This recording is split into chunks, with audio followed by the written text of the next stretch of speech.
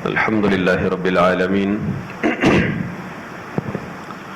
والصلاة والسلام على رسوله الكريم وعلى آله وأصحابه ومن تبعهم بإحسان إلى يوم الدين.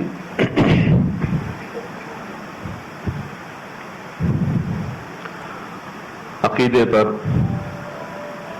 چند ایسے بنیادی مسائل ہیں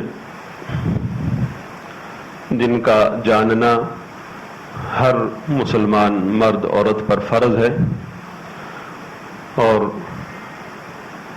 اس قدر اہم ہونے کے باوجود بہت سارے لوگوں نے زندگیاں لگا دی قرآن کی تفسیر میں، جامع ازہر تک ہو کر آ گئے،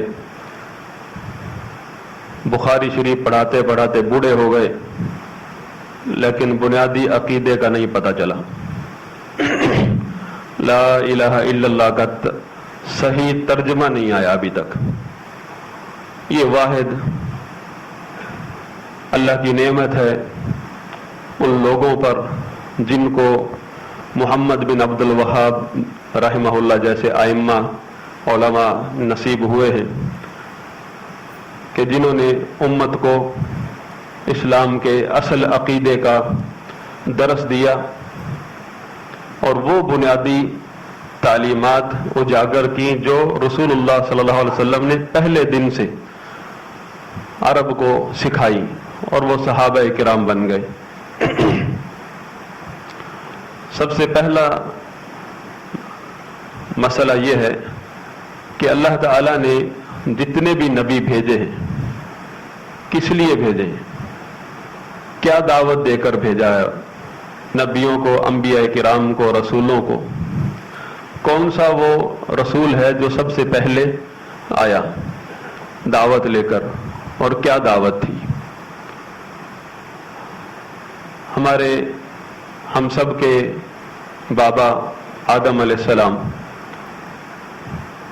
ان کی تربیت تھی، وہ نبی تھے اور سب سے پہلے بشر تھے، اور اللہ ان سے کلام کرتا تھا، اللہ کی وحی ان پر نازل ہوتی تھی، اپنی اولاد کی تربیت کرتے تھے اللہ کی وحی کے مطابق. 10 صدیاں گزر گئیں، آدم علیہ السلام کو فوت ہوئے. آدم علیہ السلام کے زمانے کے بعد تو اس دور میں سیدنا آدم علیہ السلام کے بعض روایات کے مطابق وہ آدم علیہ السلام کے بیٹے تھے، یعنی ڈائریکٹ ہم بھی ان کے بیٹے ہیں لیکن وہ ڈائریکٹلی بیٹے تھے. 5 بزرگ جنہوں نے اب سیدنا آدم علیہ السلام کے ہاتھوں سے تربیت حاصل کی تھی، اللہ کے اولیاء تھے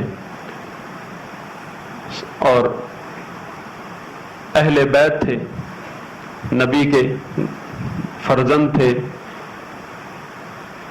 اور اس وقت 10 صدیاں بعد وہ پوری معاشرے میں ایک عالم اور بزرگ کا مقام حاصل کر چکے تھے. اور یہ فطرت ہے ایمان کی، توحید کی، کہ اہل تقوی، اہل ایمان سے محبت پیدا ہو جاتی ہے. جب آدمی توحید پر ہوتا ہے، ایمان پر ہوتا ہے، تو اللہ کے نبیوں، ولیوں، صحابہ سے سب محبت کرتا ہے. تو سارے لوگ ان 5 بزرگوں سے محبت کرتے تھے، ان 5 بزرگوں سے علم حاصل کرتے تھے. تو ایک وقت ایسا آیا کہ یکے بعد دیگرے 5 بزرگ فوت ہو گئے.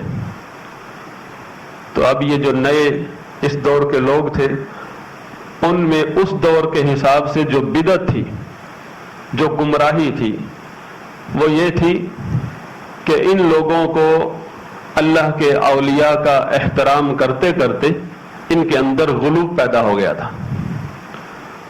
اللہ کے نبیوں، اولیاء، علماء، ان کا احترام یہ مومن کا بنیادی اصول ہے، لیکن اس میں غلو پیدا ہو گیا تھا.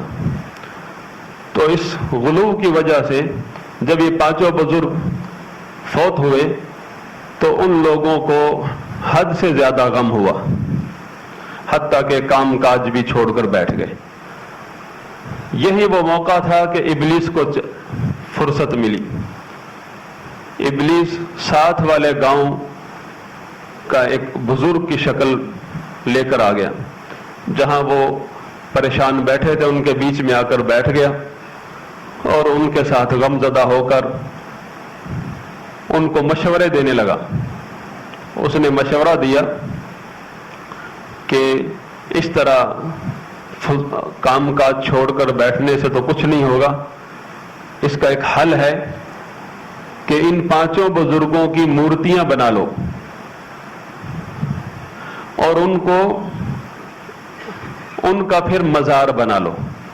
مزار ہمارے ہاں ایک الگ کنسپٹ ہے۔ مزار عربی کا لفظ ہے کہ وہ جگہ جہاں جا کر آدمی زیارت کرتا ہے، یعنی زیارت گاہ بنا لو کہ ایسی جگہ پر ان کو فٹ کر لو، ان کی مورتیوں کو، کہ ہم وہاں جائیں گے۔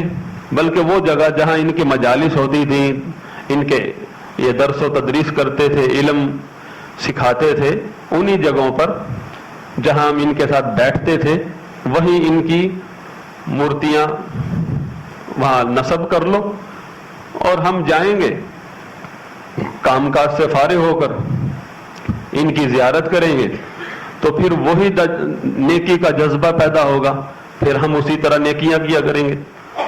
ابلیس کو اتنی جرأت نہیں ہوئی کہ کوئی شرک اکبر کی کوئی دعوت دے سکے، کیونکہ علم موجود تھا۔ جب علم موجود ہوتا ہے تو پھر شیطان جو ہے وہ صرف دروازے کھولتا ہے گمراہی کے، گمراہی کا ٹائٹل لے کر نہیں آتا، سیدھا گمراہی کی دعوت نہیں دے سکتا۔ تو یہ بات سب کو اچھی لگی کہ یہ ٹھیک ہے، اس میں کیا حرج ہے۔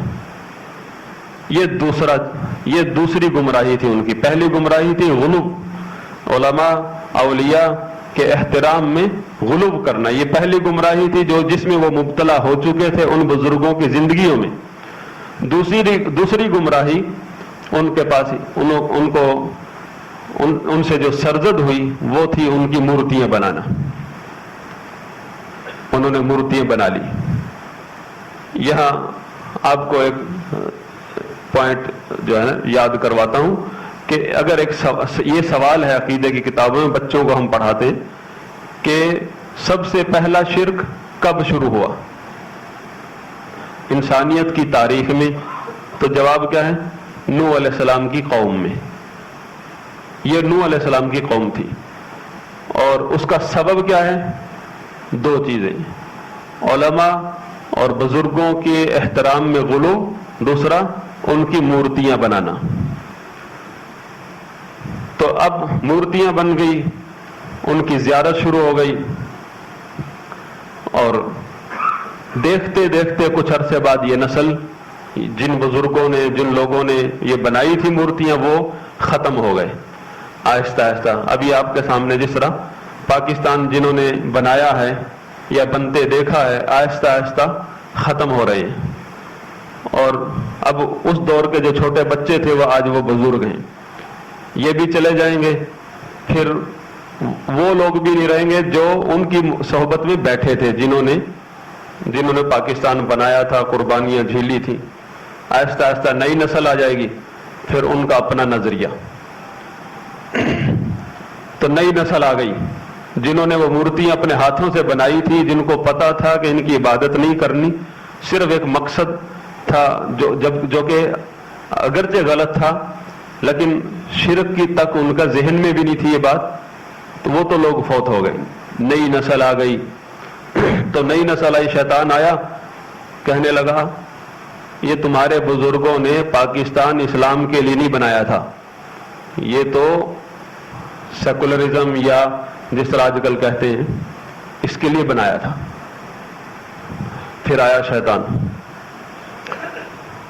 تو کہنے لگا کہ تمہارے بزرگ جو تھے ان بتوں کے پاس جاتے تھے، بیماری کے وقت ان کی نظر و نیاز کرتے تھے، بارش نہ ہو تو ایسے کرتے تھے، بچہ نہ ہو تو ایسے کرتے تھے، کوئی تکلیف تو ہو تو ایسے کرتے، سارے शिरकियात सिखाना शुरू कर दी और वो इसमें पढ़ते चले गए, हत्ता के शिर्क उरूज पर चला गया,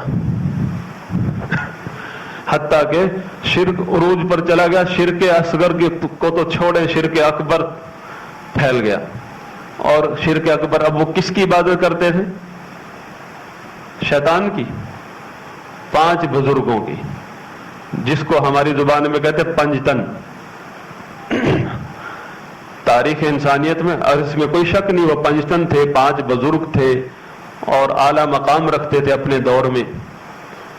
उनकी इबादत शुरू हो गई। तो फिर अल्लाह ताला ने पहला रसूल भेजा। शिर्क का आगाज जब हुआ तो फिर पहला रसूल भेजा। इसीलिए सूरह निसा 6 सिपारा, इन्ना औहैना इलैका कमा औहैना इला नूहिन वन नबिय्यिन मिन बादिह। ऐ नबी सल्लल्लाहु अलैहि वसल्लम, आखिरी नबी को मुखातब करके अल्लाह ताला फरमा रहे हैं, हमने आप पर बिल्कुल वैसी ही वही नाजिल फरमाई है जैसी हमने नूह अलैहिस्सलाम और उनके बाद जितने भी नबी आए। यानी पहला रसूल नूह अलैहिस्सलाम जो दावत लेकर आया, उनसे वहां से सिलसिला शुरू हुआ। तो नूह अलैहिस्सलाम को अल्लाह ताला ने रसूल बनाकर भेजा, दावत क्या दी। अब आगे बुराई क्या है, शिर्क क्या है, शिर्क का उन्वान क्या है, पंजतन। और ऐसे में जगह जगह आप पढ़े कुरान में, तो नूह अलैहिस्सलाम की दावत क्या थी, मा लकुम मिन इलाहिन गैरुहु, उसके अलावा तुम्हारा कोई इलाह माबूद बरहक नहीं है। क्या वो लोग जो 5 बुजुर्गों की को पुकारते थे, नजर नियाज करते थे, वो क्या कहते थे कि ये हमारे माबूद हैं? क्या कहते थे वो? क्या ये हमारे खालिक हैं, ये हमारे मालिक राजिक हैं? कतन ऐसा नहीं कहते थे। वो वही लोग थे, उन्हीं के औलाद हैं जो नबियों की औलाद थे, जो अल्लाह की इबादत किया करते थे। बीच में एक खुराफात दाखिल हो गई। अल्लाह के नबी ने उनको आकर क्या दावत दी, ला इलाहा इल्लल्लाह। तो क्या मतलब हुआ ला इलाहा इल्लल्लाह का? नहीं है इसका मतलब तो ये नहीं है कोई माबूद बरहक। माबूद कहते हैं जिसकी इबादत हो। और वो लोग अल्लाह की भी इबादत करते हैं और गैरुल्लाह की भी इबादत कर रहे हैं। गैरुल्लाह की इबादत क्या है उनके यहाँ, कि किसी वली की नजर नियाज, किसी वली को पुकारना, यह अकीदत शिर्क अकबर तक, वो अकीदत जो शिर्क अकबर तक पहुंचा दे। तो अल्लाह ताला ने इसको, उनके इस अकीदे को, इस अकीदत को इबादत कहा है। जिनको वो पुकार रहे हैं वो उनके माबूद बन गए हैं, चाहे वो मुंह से कहे या ना कहे, वो उनके माबूद बन गए हैं।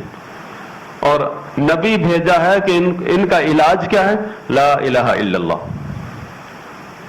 कि इनको सिखा दो, बता दो नहीं है कोई माबूद बरहक सिवाय अल्लाह के। ये पहले नबी का दावत है। और जितने भी आखिरी नबी मोहम्मद रसूलुल्लाह सल्लल्लाहु अलैहि वसल्लम तक सब नबियों की एक ही दावत है, ला इलाहा इल्लल्लाह। सब नबियों को मुशरिकीन के इस किस्म के अकायद से वास्ता पड़ा है।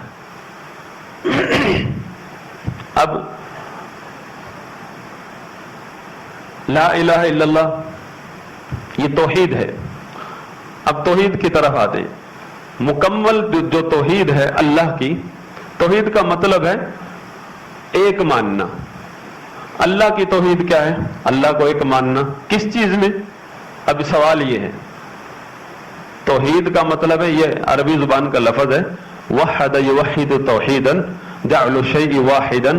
किसी भी चीज को अगर आप एक साबित करते हैं, एक मानते हैं, तो ये तो इसको लैंग्वेज में, उर्दू में, उसकी जुबान में तौहीद कहते हैं। मसलन आप कहते हैं कि मेरी जेब में मोबाइल है, मेरी जेब में मोबाइल है। आपने कहा मेरी जेब में मोबाइल है, ये एक खबर है, तौहीद नहीं है। एक जुमला है खबरिया, ये तौहीद नहीं है। क्यों नहीं है? क्योंकि तौहीद के लिए 2 चीजें शर्त हैं। जब तक 2 चीजें बैक वक्त नहीं होंगी उस वक्त तक तौहीद नहीं होगी। ये अगर बात आप समझ लें तो इंशाअल्लाह توحید لا الہ الا اللہ کا مطلب بھی سمجھنا بہت آسان ہو جائے گا۔ اب دیکھ توحید کیونکہ عربی کا لفظ ہے، اور یہ لفظ توحید کے لیے فارمولا ہے نفی پلس اثبات، نفی پلس اثبات، آگے نتیجہ توحید ہے۔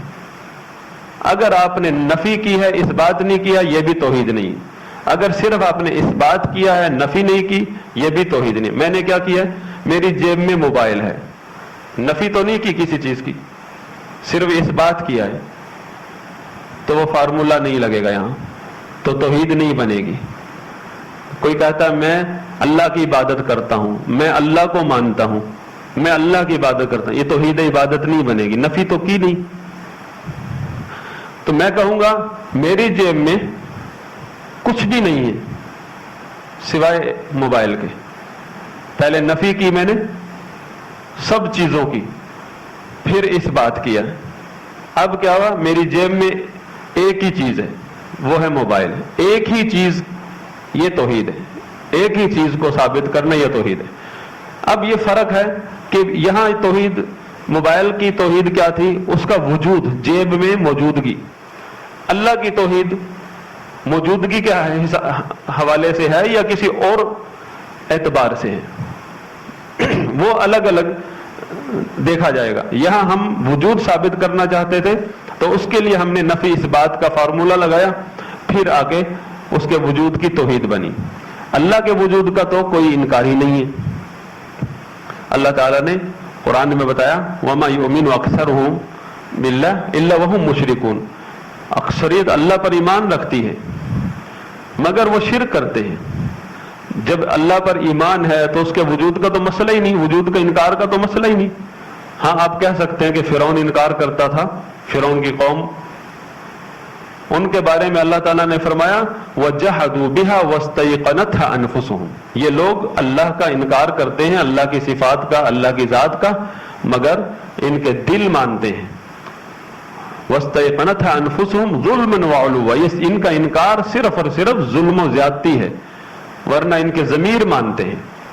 یہ قرآن نے ہمیں بتا دیا کہ دنیا میں کوئی بھی شخص جو کہے انکار کرے اللہ کی ذات کا، اس کا حال یہی ہے کہ وہ صرف اس کا ضمیر اس کے منہ پر تماچا مار رہا ہوتا ہے کہ کیا بات کر رہے ہو تم، کل تو کیا تھے، کل تو تمہیں اپنا آپ سنبھالنا نہیں آتا تھا، آج اپنے خالق کا انکار کر رہے ہو۔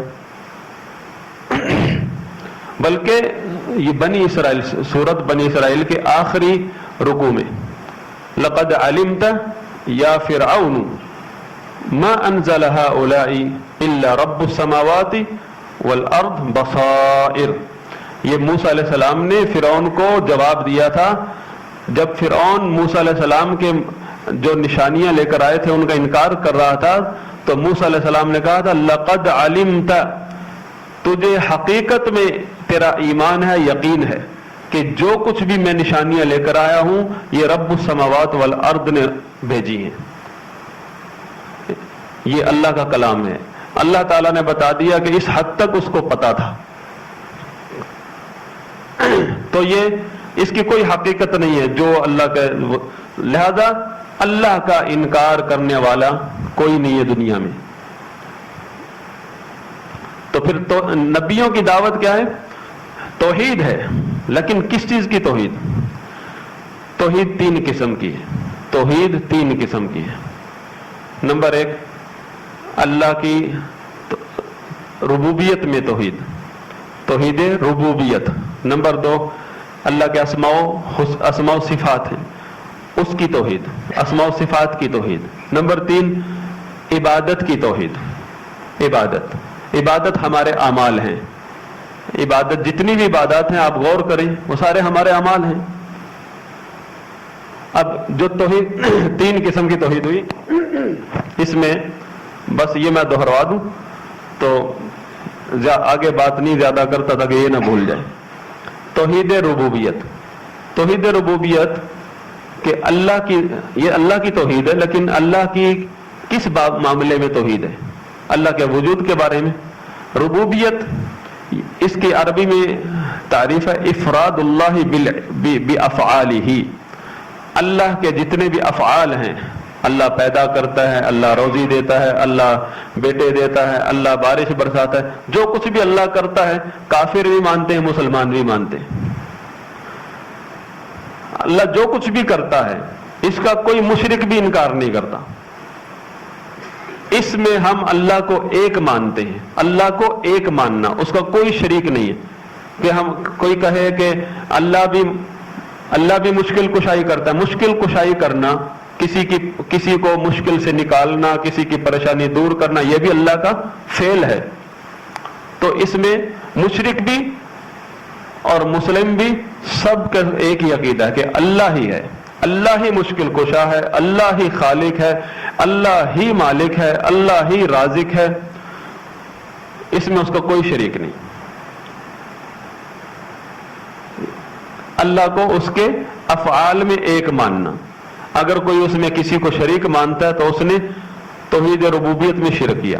اور توحید ربوبیت ایسا مسئلہ ہے، مشرکین عرب کا اس میں مشرکین نے اختلاف کیا ہی نہیں نبیوں سے۔ مشرکین نے نبیوں سے اس معاملے میں اختلاف نہیں کیا۔ آپ کہیں گے ابھی آپ نے کہا اللہ ہی مشکل کشا ہے، مشرک مانتے تھے اس کو؟ جی ہاں مانتے تھے۔ قرآن میں 2-3 جگہ پر ہے، فَإِذَا رَكِبُوا فِي الْفُلْكِ دَعَوُا اللَّهَ مُخْلِصِينَ لَهُ الدِّينَ۔ جب بھی وہ کشتی پر سوار ہوتے تھے، مشکل میں گھر جاتے تھے، اللہ کو پکارتے تھے۔ کیسے؟ ہماری طرح نہیں، یعنی آج کل کے مشرک لوگوں کی طرح نہیں، بلکہ دعوا اللہ مخلصین لہ الدین، سارا شرک چھوڑ کر توحید کے ساتھ پکارتے تھے، خالص اس کے لیے عبادت کو کر کے۔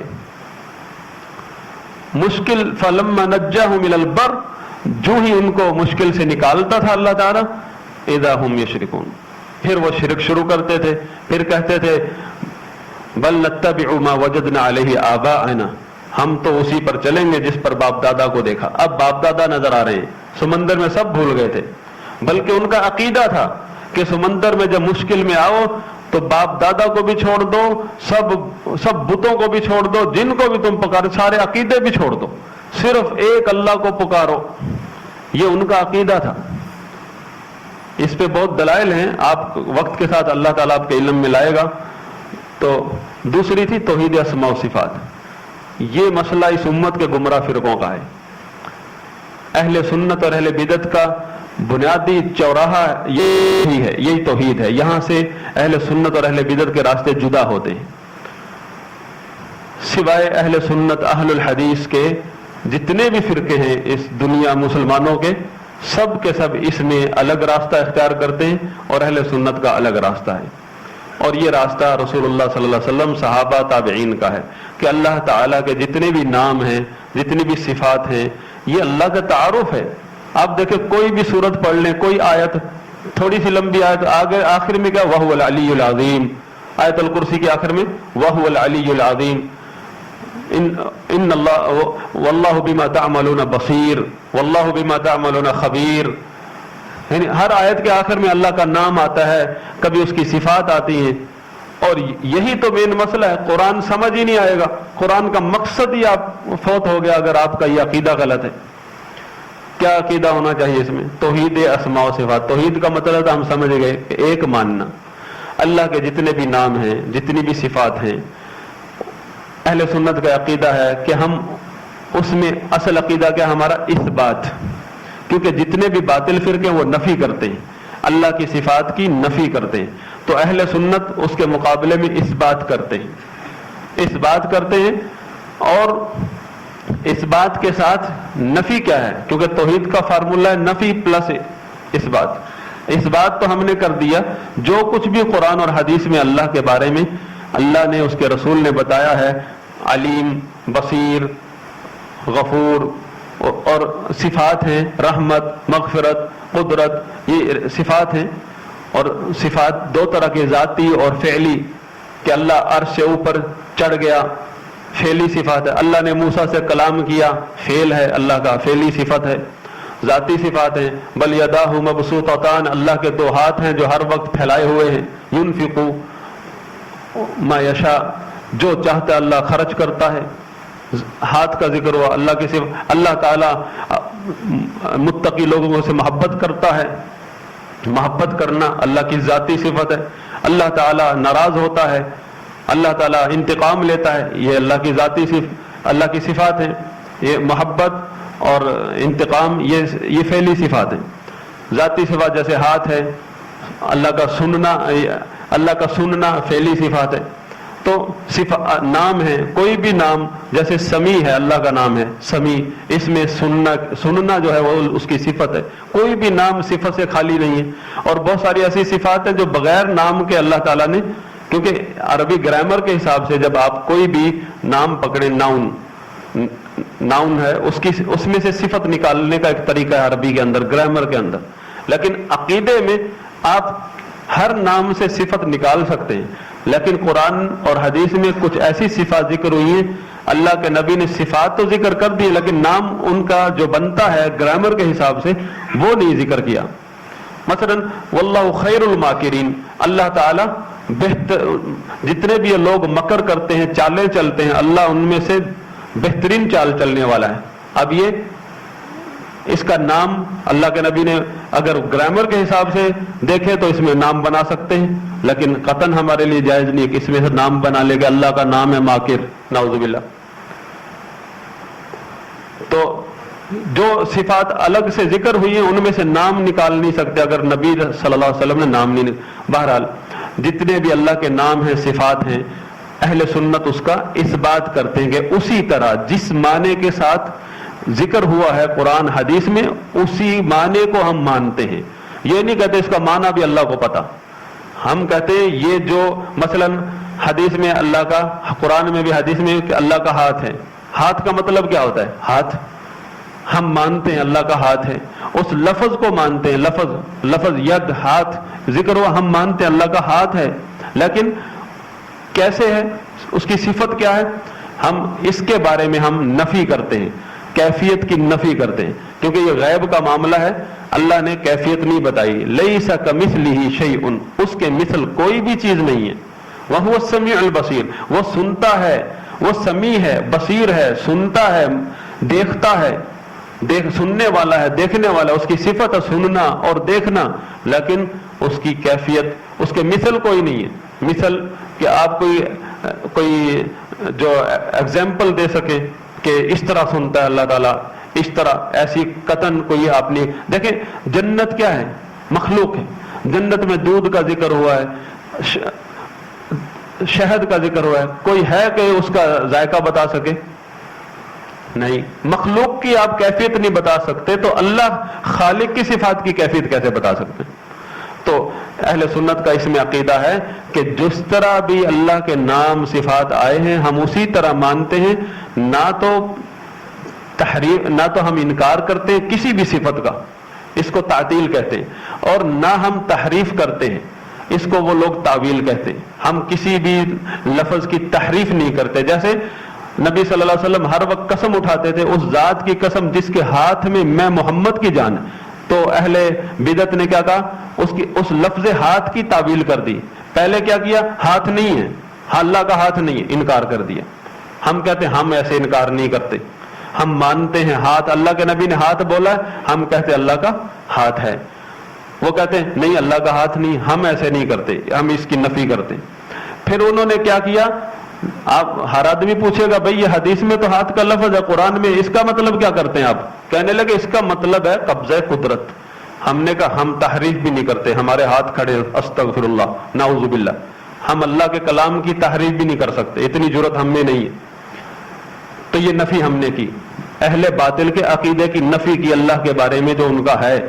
اور ایک اور فرقہ ہے جو اللہ کی صفات اور ناموں کو مانتا ہے لیکن مخلوق سے تشبیہ دیتا ہے, کہاں اس طرح ہے, ایسے ہے, کیفیت بتاتا ہے. ہم نے کہا ہم نہ تشبیہ کرتے ہیں, ہم نہ اس کی کیفیت بیان کرتے نہ تشبیہ کرتے, ہم تو اسی طرح مانتے ہیں جس طرح ہے. نفی کس چیز کی ہم نے؟ اہل بدعت کے جتنے بھی عقائد ہیں اللہ کے ناموں کے بارے میں, صفات کے بارے میں, اس کی نفی کی. اس بات کس کا کیا؟ جو اللہ اور اس کے رسول نے بتایا ہم نے اس کا اس بات کی. تو یہ ہو گئی توحید, نفی پلس اس بات, اسماء و صفات کی توحید. آخری بات جو تھی توحید عبادت. عبادت ہمارے اعمال کا نام ہے. اس کا مختصر تھا ترجمہ یہ ہے افراد اللہ بالعبادہ. جتنے بھی ہم اعمال کرتے ہیں، عبادت کرتے ہیں، عبادات کرتے ہیں، اس میں اللہ کو ایک خالص کرنا، اللہ کو ایک ماننا کہ ہمارا کوئی بھی عمل چاہے وہ ظاہری ہے جیسے نماز، روزہ، سجدہ، ذبح کرنا، نظر و نیاز، یا باطنی ہے جیسے محبت، توکل، خوف، خشیت، باطنی اعمال ہوں، ان کا مستحق صرف وہی ہے، وہی معبود ہے. اس کے علاوہ کوئی ان کاموں میں شریک نہیں ہے. ان اعمال میں کوئی اس کا شریک نہیں. یہ سارے اعمال میرے ظاہری اور باطنی اس کے لیے ہیں. آپ نے سنا ہوگا نا واقعہ کہ 2 آدمی آ رہے تھے، راستے میں مزار تھا مشرکین کا. ہمیشہ مشرکین نے مزار بنائے ہیں اور انہوں نے عقیدہ بنایا ہوا تھا کہ جو یہاں سے گزرے گا جب تک نذرانہ نہیں چڑھائے گا، نذرانہ بھی ذبح کا، جانور ذبح کرے، وہ واجب القتل ہے، گستاخ ہے. 2 آدمی بیچارے مسافر تھے، جا رہے تھے، انہیں پتہ نہیں تھا تو پکڑ لیا. گستاخ کہاں جا رہے ہو؟ یہاں نذرانہ چڑھاؤ، ورنہ یعنی وہی اگر ان سے گستاخی ہوئی تو دیکھ لے گا تمہارا پیر صاحب، دیکھنے دو، خود ماریں گے اس کو، خود اس کو واجب القتل ہے. کیونکہ تو دونوں نے کہا ہمارے پاس کیا ہے، ہم تو مسافر ہیں، کیا ذبح کریں؟ انہوں نے کہا کچھ بھی نہیں ہے نا، تو مکھی پکڑو اور ذبح کی نیت کر لو، نذرانے کی، اور اس کو ذبح مار دو. ایک نے کیا کیا، فوراً جلدی تھی، مکھی پکڑی اور لو جان چھوڑو میری. نبی صلی اللہ علیہ وسلم نے فرمایا اس کو اللہ نے جہنم میں داخل کر دیا. اور دوسرے کا یہ تو ہو ہی نہیں سکتا کہ میں اللہ کے علاوہ کسی کے لیے بھی، چاہے مکھی کیوں نہ ہو، نذرانہ، یہ کام صرف اللہ کے لیے ہے، کسی کے لیے نہیں ہے. انہوں نے اس کو مار دیا، گستاخ رسول کو مار دیا، گستاخ ولی کو، اور اللہ تعالیٰ نے اس کو جنت میں فوراً داخل کر دیا. یہ ہے توحید عبادت کی مثال پریکٹیکلی کہ کس طرح اپنے تمام اعمال کو اللہ کے لیے خالص کرنا ہے. کہیں گے صرف نعرہ مار دو مولا علی مشکل کشا. مشکل کشا تو ابو جہل بھی کسی کو نہیں مانتا تھا. تم کس درجے تک پہنچ چکے ہو؟ ابو جہل بھی کہتا تھا اللہ ہی مشکل کشا ہے. اس کا بیٹا مسلمان ہوا ہی جب اسی وجہ سے کہ وہ جب پھنس گیا سمندر کی موجوں میں، اعلان ہوا مشرکین کے طریقے کے مطابق، لوگوں چھوڑ دو سب بتوں کو، سب غیر اللہ کو، ایک اللہ کو پکارو. اکرمہ کہنے لگا یہی بات تو محمد صلی اللہ علیہ وسلم کہہ رہے ہیں، تو اگر اور ہم جنگیں لڑ رہے ہیں، کشتی کو موڑو واپس، میں تو مسلمان ہو جاؤں گا. حالانکہ جان کو خطرہ تھا. انہوں نے کہا نہیں بس میں جا رہا ہوں، مسلمان ہوں گا. مسلمان ہو گئے. مشکل کشا، یہ توحید ربوبیت میں شرک ہے. یہ تو توحید عبادت میں، توحید ربوبیت میں تو کسی مشرک نے نبی کی مخالفت نہیں کی. اور اس حد تک لوگ گر چکے ہیں کہ یعنی کوئی کہہ رہا وہ بیڑا پار لگاتا ہے، کوئی کہہ رہا وہ غریب نواز ہے، کوئی کہہ رہا وہ غوث اعظم ہے. اس حد تک قرآن گواہ ہے. قرآن کے اندر یہ مسائل ذکر ہیں. یہ تو کاغذ ہے میں نے جمع کیے ہیں اس میں مسائل، تو کہ یہ اس حد تک مشرکین نہیں گئے تھے. اسی لیے اہل علم کا اتفاق ہے کہ مشرک زماننا اغلظ شرکا من مشرکی عہد رسول اللہ صلی اللہ علیہ وسلم. نبی صلی اللہ علیہ وسلم کے دور کے بعد جو مشرکین آئے ہیں وہ غلیظ ترین شرک میں ملوث ہیں. اس حد تک جا چکے ہیں کہ نبی صلی اللہ علیہ وسلم کے دور میں کوئی ابو جہل تک نہیں گیا. یہ حقیقت ہے. اگر آپ کو سمجھ نہیں آتی تو لا الہ الا اللہ کا علم حاصل کرو. فَاعْلَمْ أَنَّهُ لَا إِلَهَ إِلَّا اللَّهُ. جان لو کہ نہیں ہے کوئی معبود برحق سوائے اللہ کے. یہ توحید کی 3 قسمیں تھیں اور یہ صرف بنیادی چیزیں ہیں، اور اس کے علاوہ بہت ساری ہیں جو ہمارے علم میں نہیں ہیں اور ہونی چاہیے. اور اللہ سے دعا ہے کہ اللہ تعالی ہمارے علم میں اضافہ فرمائے، اور جو ہمارے اوقات یا محنتیں لا علمی کی وجہ سے یا غلط رہنمائی کی وجہ سے ضائع جاتی ہیں، اللہ تعالیٰ وہ سارے اسباب ہم سے دور کر دے جن کی وجہ سے ہماری زندگی ضائع ہو رہی ہے، وقت ضائع ہو رہا ہے، محنتیں ضائع ہو رہی ہیں. اللہ تعالیٰ ہمیں ایسے علماء کی کثرت فرمائے جو ہمیں تھوڑے وقت میں اللہ اور اس کے رسول سے ملا دیتے ہیں، ہدایت کا نقشہ کھول دیتے ہیں اور گمراہی کو کھول کے دکھا دیتے ہیں اور بصیرت آ جاتی ہے۔ شیخ محمد بن عبد الوہاب رحمہ اللہ فرماتے ہیں اہل توحید کا ایک عام سا ان پڑھ سا بدھو سا شخص جو بکریاں چراتا ہے جنگل میں، اہل بدعت کے بڑے بڑے جو چوٹی کے جن کو کہتے ہیں شیخ العرب والعجم، ان کی ایک منٹ میں ان کے طوطے اڑا سکتا ہے عقیدے میں۔ ان کا اوپر کا سانس اوپر رہ جائے گا، نیچے کا نیچے جب وہ توحید پر بات کرے گا، کیونکہ کچھ آیا ہی نہیں۔ قرآن پڑھ پڑھ کے بوڑھے ہو گئے، تفسیریں، حدیث، سارے سبجیکٹ، فقہ، توحید کے لا الہ الا اللہ کا مطلب نہیں سمجھ آیا، اور یہ حقیقت ہے۔ اسلام کو دین حنیف بھی کہتے ہیں، دین حنیف، ملت ابراہیم۔ عربی کے اندر الحنیفیہ، اس کا لفظ ہے الحنیفیہ۔ قرآن میں جیسے آیا وما امروا الا ليعبدوا الله مخلصین لہ الدین حنفاء۔ حنفاء، حنیف کی جمع ہے حنفاء۔ حنیف کا مطلب ہے یا حنفاء کا مطلب وہ لوگ جو حق پر، توحید پر یکسو ہو کر چلتے ہیں۔ ہمیں یہی حکم ملا ہے وَمَا أُمِرُوا إِلَّا لِيَعْبُدُوا اللَّهَ مُخْلِصِينَ لَهُ الدِّينَ حُنَفَاءَ۔ جتنے بھی امتیں آئی ہیں پہلے اور یہ امت، سب کو ایک ہی بات کا حکم ہوا ہے کہ إِلَّا لِيَعْبُدُوا اللَّهَ، کہ صرف اللہ ہی کی عبادت کرو، مخلصین لہ الدین، خالص کرتے ہوئے عبادت کو اس کے لیے، حنفاء، یکسو ہو کر۔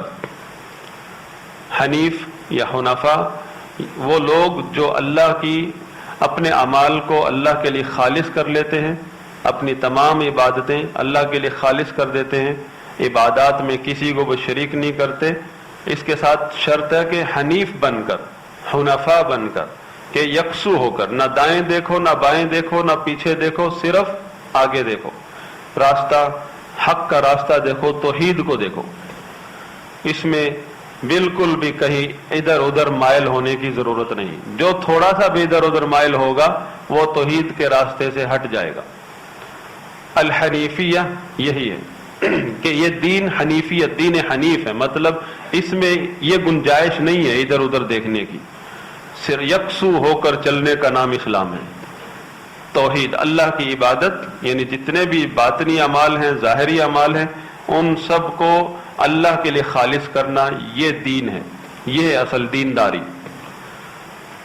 اللہ کے رسول صلی اللہ علیہ وسلم نے ہمیں بتایا تھا کہ جب تم لوگ اذا تبایعتم بالعینہ، جب تم لوگ ہیلے بہانوں سے سودی کاروبار شروع کر دو گے، وترکتم الجہاد، اور جہاد کو چھوڑ دو گے، یعنی قتال فی سبیل اللہ، اللہ کے دشمنوں سے لڑنا چھوڑ دو گے، اور ورضیتم بالزرع، اور کھیتی باڑی پر تم خوش ہو جاؤ گے، معیشت، بس آخری ہدف معیشت ہے، بس معیشت صحیح تو سب کچھ صحیح۔ تو اللہ کے رسول صلی اللہ علیہ وسلم نے فرمایا سلط اللہ علیکم ذلا لا ينزعہ، ایسی ذلت اللہ مسلط کرے گا تم پر، اسے نہیں ہٹائے گا وہ، یعنی اب اس کو ہٹانا بھی اسی کے ہاتھ میں۔ حتی ترجعوا الی دینکم، حتیٰ کہ تم اپنے دین کی طرف نہ لوٹاؤ۔ اب سب کو جذبہ چڑھتا ہے دین کا، پہلے عام سا مسلمان ہوتا ہے، پھر کیا اس کو تھوڑی سی ہوا لگتی ہے، سبز پگڑی سر پہ ہوتی ہے، کسی کے کالی پگڑی، کسی کے یہاں کوئی جھنڈا، کسی کا، یعنی یہ دین کی طرف لوٹ رہے ہیں۔ شیخ البانی رحمہ اللہ نے اسی موضوع پر ایک کتاب لکھی ہے، التوحید اولا یا دعاۃ الاسلام، او اسلام کے داعیوں، توحید سب سے پہلے۔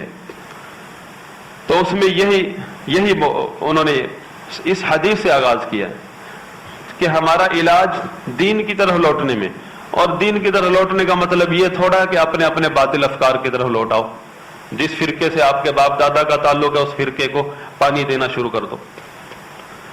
اللہ کے دین کی طرف لوٹ کر آؤ. باپ دادا کے اور علاقائی جو تقلید کی وجہ سے جو خرافات کو آپ نے دین سمجھ لیا ہے اس کو چھوڑو. اور دینداری کیا ہے اصل؟ جب تک حنیفیت پر نہیں آئیں گے دینداری نہیں ہے.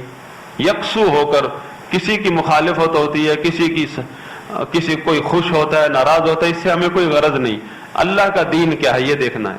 اللہ کا دین اس وقت تک دین آپ کا کوئی بھی عمل دینداری نہیں بن سکتی جب تک آپ اپنے تمام اعمال کو اللہ کے لیے خالص نہیں کرتے. اور یہ کام بہت بھاری کام ہے، زندگی ختم ہو جائے گی. بڑے بڑے علماء تابعین اسی پر فرماتے ہیں کہ سب سے بھاری کام ہمارے لیے یہی ہے اخلاص پیدا کرنا.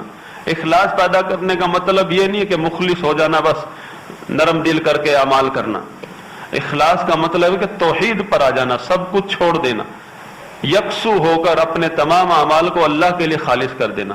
کہ جہاں کہیں بھی شرک کا کوئی دروازہ کھلا ہے اس کو بند کرنا، چاہے وہ باطنی اعمال ہے یا ظاہری اعمال. یہ دین حنیف ہے، اسی کو حنیفیت کہتے ہیں. اس کا حکم ملا ہے، ہر بندے کو اس کا حکم ملا ہے. تو اللہ کے لیے عبادت بہت سارے لوگ کرتے ہیں لیکن حنیفیت کو نہیں سمجھ رہے کہ یکسو ہو کر. اس میں تو یعنی ہم نے یہ دیکھا ہے کہ دینداری کی بھی کچھ شرائط بنائی ہوئی ہم نے کہ میں دیندار ہوں، میرے پاس اس میں بھی میں نے دیکھنا کہ میرا جس گروہ سے میرا تعلق ہے وہ کہیں میرے کسی عمل سے مخالفت تو نہیں کر رہے، تو ان کے تابع ڈھالتا ہوں. کہ میں کراچی میں رہتا ہوں، اہل حدیثوں کے خلاف تو نہیں جائے گی میری بات کوئی، تو لہذا مجھے اہل حدیثوں کے قالب میں رہنا ہے. جو یہاں کراچی والے لوگ ہیں یا پاکستان والے، دلی والے، اگر ان کی کوئی سوچ کے خلاف ورزی ہوگی تو پھر وہیں سے میں نے مڑ جانا ہے. حنیفیت تو نہیں رہی.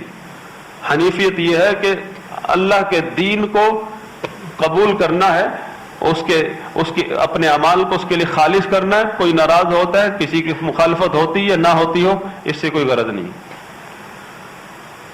اور اس کے بعد سب سے اہم مسئلہ یہ ہے کہ دینداری، آدمی بہت دیندار بن جاتا ہے لیکن کچھ ایسی چیزیں ہیں جس کی وجہ سے دینداری تباہ ہو جاتی ہے اور اس کو محسوس بھی نہیں ہوتا.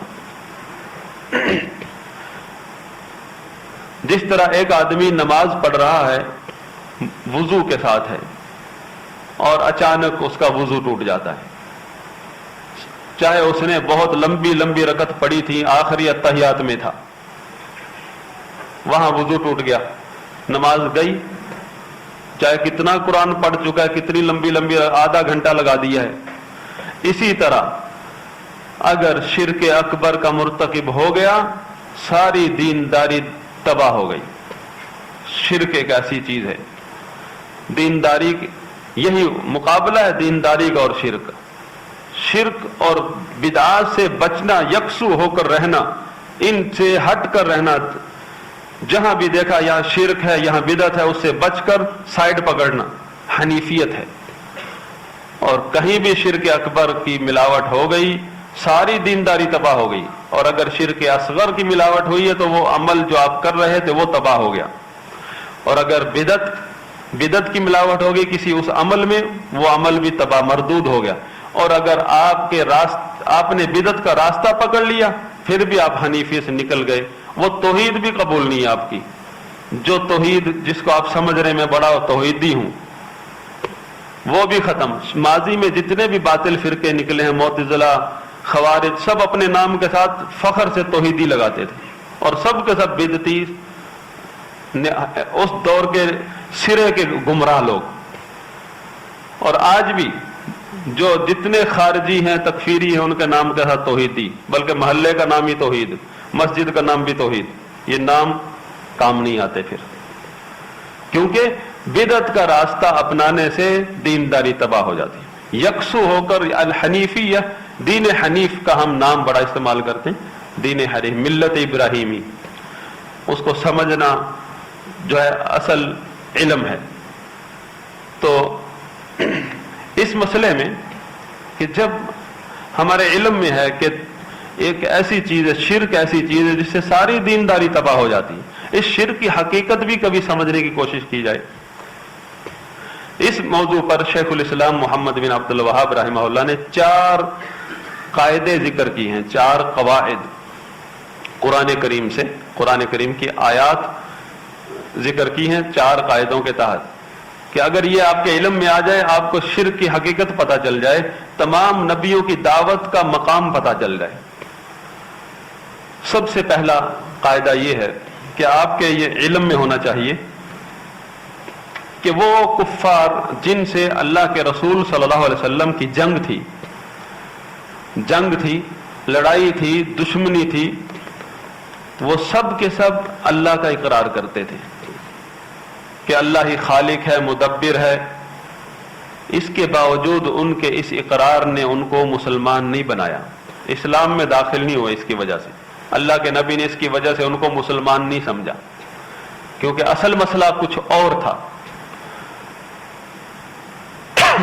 یہ پہلی بات تھی۔ دوسری بات یہ ہے کہ اور اس پر جگہ جگہ دلائل قرآن کریم میں ہیں کہ وہ لوگ جب ان سے آپ پوچھو قُلْ مَن يَرْزُقُكُم مِّنَ السَّمَاءِ وَالْأَرْضِ، اے نبی صلی اللہ علیہ وسلم ان کو بولیے کہ کون ہے جو تمہیں آسمان میں زمین میں رزق دیتا ہے، تو کون ہے جو تمہاری سماعت بصارت کا مالک ہے، کون ہے جو زندہ سے مردہ کو زندہ سے نکالتا ہے؟ تو ان کا جواب ایک ہی ہے، اللہ۔ یعنی ان کا عقیدہ اللہ تعالیٰ نے قرآن میں بتایا، ان کے بارے میں فرمایا ہے سورہ یوسف میں وَمَا يُؤْمِنُ أَكْثَرُهُمْ بِاللَّهِ إِلَّا وَهُمْ مُشْرِكُونَ۔ یہ مشرکین کے بارے میں آیا تھا کہ ان کی اکثریت اللہ پر ایمان رکھتی ہے۔ اس کی تفسیر پڑھیے ابن کثیر میں، سیدنا ابن عباس رضی اللہ عنہما فرماتے ہیں ان کے ایمان کی وضاحت کیا ہے کہ جب ان سے پوچھو تمہیں پیدا کس نے کیا، کہتے اللہ نے۔ خالق کون ہے، مالک کون ہے، رازق کون ہے، حتیٰ کہ مشکل کشا تک ان کا عقیدہ قرآن سے ثابت ہے کہ اللہ۔ پھر کیا مسئلہ ہے، الا وہم مشرکون، مگر وہ شرک کرتے ہیں اس کی عبادت میں۔ جو حنیفیت ذکر ہو رہی تھی کہ اپنے اعمال کو خالص اللہ کے لیے خالص کرنا، یہاں ڈیفیکٹ ہے۔ اپنے اعمال کو وہ غیر اللہ کو بھی پکار رہے ہیں، غیر اللہ کے نام کی نظر و نیاز ذبیحے کر رہے ہیں، غیر اللہ کو وسیلہ بنایا وہ اللہ سے لینے کے لیے، اللہ کے خزانوں سے حاصل کرنے کے لیے۔ یہ پہلا قاعدہ ہے کہ وہ لوگ جن سے اللہ کے رسول صلی اللہ علیہ وسلم کی جنگ تھی وہ سب کے سب اللہ کے خالق، مالک، مدبر، مشکل کشا ہونے پر ان کا ایمان تھا۔ جب بھی مشکل میں گھرتے تھے اللہ کو پکارتے تھے، جب مشکل سے ٹلتی تھی تو پھر غیر اللہ کو پکارتے تھے۔ دوسری بات یہ ہے، دوسرا قاعدہ کہ وہ کیوں پکارتے تھے، اور جب وہ اللہ پر ایمان رکھتے ہیں تو مسئلہ کیا تھا، کیا کہتے تھے وہ؟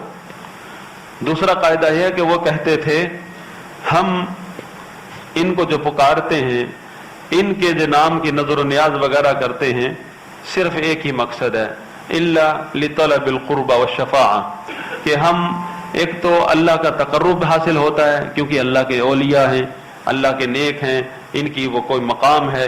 جب ہم ان کے نام کا نظر و نیاز کرتے ہیں، ان کے نام کا ذبیحہ کرتے ہیں، ان کو پکارتے ہیں، ان کے نعرے مارتے ہیں تو اللہ بڑا خوش ہوتا ہے۔ جیسے تم لوگ نماز پڑھ کے اللہ کو خوش کرتے ہو، ہم اس طرح خوش کرتے ہیں۔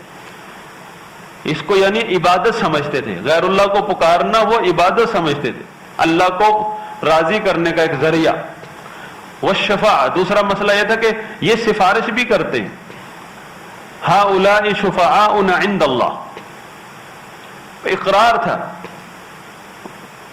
کہ وہ یہ نہ نفع کے مالک ہے نہ نقصان کے، لیکن شفاعت کرتے ہیں، یہ اقرار بھی کرتے ہیں۔ وہ کہتے ہیں وَيَعْبُدُونَ مِن دُونِ اللَّهِ مَا لَا يَضُرُّهُمْ وَلَا يَنفَعُهُمْ وَيَقُولُونَ هَؤُلَاءِ شُفَعَاؤُنَا عِندَ اللَّهِ، پکارتے ہیں، عبادت کرتے ہیں ان کی جو ان کا نہ نفع کا مالک ہے نہ نقصان کے، لیکن کہتے ہیں یہ تو ہمارے اللہ کی بارگاہ میں سفارش کرتے ہیں۔ صرف یہ دو مسئلے تھے ان کے، کہ اللہ کا تقرب حاصل کرنا اور اللہ کی بارگاہ میں وسیلہ ہے ہمارا۔ یہ ان کے شرک کی حقیقت ہے، اور اللہ پر ایمان، اس کے بارے میں قرآن میں جگہ جگہ ان کا عقیدہ بتایا گیا ہے کہ کس قدر اللہ پر ایمان تھا ان کا۔ تو یہ دوسرا قاعدہ ہے کہ وہ غیر اللہ کو پکارتے تھے، اس کی وجہ کیا تھی؟ ایک ہی وجہ تھی کہ یہ اللہ کا قرب حاصل کرنے کا ایک ذریعہ ہے، اور ما نعبدهم الا ليقربونا الى الله زلفى، ہم ان کی عبادت نہیں کرتے مگر اس لیے کہ یہ ہمیں اللہ کے قریب کرتے ہیں، یعنی یہ عمل ہمارا، یہ جو ان کی عقیدت ہے ہماری، اس عقیدت پر اللہ بڑا خوش ہوتا ہے۔ اور دوسرا کہ هؤلاء شفعاؤنا عند اللہ، یہ سفارش کرتے ہیں، یہ بس مین ان کے شرک کی حقیقت ہے کہ ان کا شرک دراصل، چاہے وہ ابو جہل تھا، کتنی بڑی بڑی جنگیں ہوئیں، ان کے شرک کی حقیقت ہی تھی کہ وہ شرک الوسیلہ، کہ انہوں نے اللہ کو راضی کرنے کے لیے کچھ وسیلے بنائے ہوئے تھے، اور اس پر جنگیں ہوئیں، اس پر کفر اور اسلام کی صفیں کھڑی ہوئیں، اور یہ سامنے والے جو ہیں وہ بھی کہتے ہیں ہم ابراہیم علیہ السلام کے دین پر ہیں، اور نبی صلی اللہ علیہ وسلم اور آپ کے صحابہ کو کہتے ہیں یہ بے دین ہیں، ہم دیندار ہیں، ہم خانہ کعبہ کے پاسبان ہیں، اور حج کی ذمہ داری انہی کے ہاتھ میں تھی فتح مکہ تک۔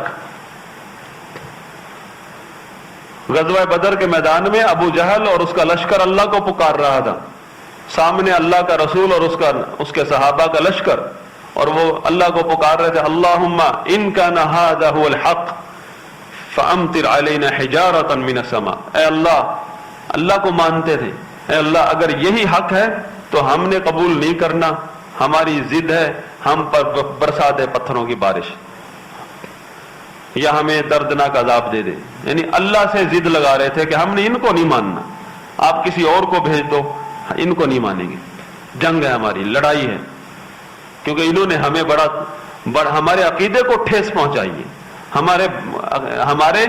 ہمارے اولیاء کو گالیاں دیتے ہیں، یہاں اس حد تک، یعنی نبی صلی اللہ علیہ وسلم کیا کہتے تھے؟ قطعاً نبی صلی اللہ علیہ وسلم نے تو تعلیم دی کہ کسی کے معبود کو گالی مت دو، کہ ایسا نہ ہو کہ وہ مقابلے میں اللہ کو گالیاں دینے لگ جائیں تمہارے معبود کو۔ قطعاً اللہ کے نبی صلی اللہ علیہ وسلم گالی نہیں دیتے تھے، لیکن اللہ کے نبی توحید بیان کرتے تھے، وہ اس کو گستاخی سمجھتے تھے، وہ کہتے گستاخی کر دی ہمارے ولی کی۔ تو تیسرا قاعدہ یہ ہے کہ نبی صلی اللہ علیہ وسلم جن لوگوں میں اللہ تعالیٰ نے آپ کو رسول بنا کر بھیجا ہے، ان کے عقائد ایک عقیدہ نہیں تھا، ایک مسلک نہیں تھا ان کا، کفار کا، جو نبی صلی اللہ علیہ وسلم کے دور کے کفار ہیں، ایک مسلک کے لوگ نہیں ہیں، مختلف مسالک تھے ان کے، مختلف عقائد تھے، ان میں کوئی فرشتوں کو پکارتا تھا، کوئی نبیوں کو، کوئی نیک لوگ ولیوں کو، اور کوئی پتھروں کو، کوئی درختوں کو، کوئی سورج کو، کوئی چاند کو، کوئی بتوں کو۔ اب وقت کی کمی کی وجہ سے اس ایک بات پر قرآن کی آیات ہیں، ایک بات، فرشتوں کو جو پکارتے تھے ان کا بھی ذکر ہے، بتوں کو جو پکارتے ان کا بھی ذکر، جو اولیاء کو پکارتے تھے اس دور میں ان کا بھی ذکر ہے، جو نبیوں کو پکارتے تھے ان کا بھی ذکر قرآن میں ہے۔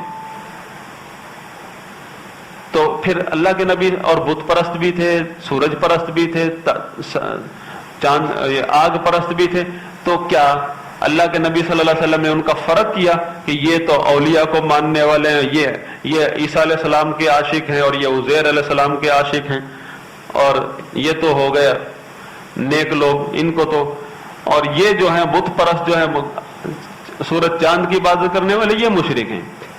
نہیں، اللہ کا حکم نازل ہوا قاتلوہم حتی لا تکون فتنہ، ان سب سے آپ لوگوں کی جنگ ہے۔ نبی صلی اللہ علیہ وسلم کو، صحابہ کو حکم ہوا کوئی فرق نہیں ہے ان لوگوں میں، جب تک، اصل مسئلہ کیا ہے، دعوت کیا تھی کہ وہ دین حنیف قبول کرو، حنیفیت، جب تک وہ حنیفیت پر نہیں آتے، اللہ کی اپنے عبادات کو اللہ کے لیے خالص نہیں کرتے، ورنہ وہ عبادت تو کرتے تھے۔